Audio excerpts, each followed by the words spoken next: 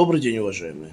В общем, я тут собрал все, что у меня набралось с нашего, последнего такого первой половины дня в Будапеште, перед тем, как мы вернулись домой в Израиль. Мы съездили в маленькую деревеньку, городок, не знаю, как правильно искать, Сент-Андре.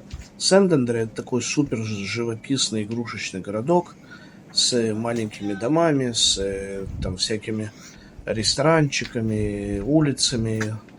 Действительно очень живописно. Его там вроде бы как основали сербы э, еще при Австро-Венграх.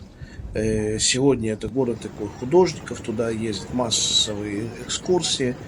Ничего абсолютно особенного, но все очень симпатично, очень милое такое, очень хмудненькое, как говорят на иврите русские.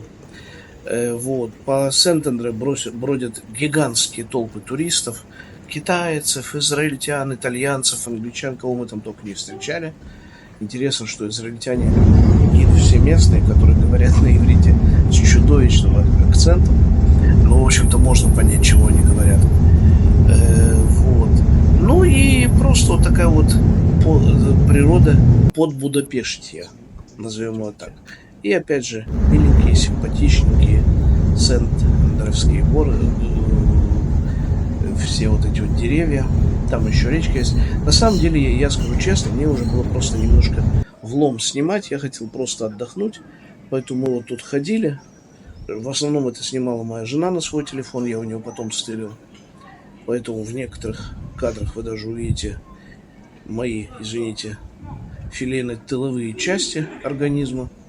Ну и, в общем-то, все.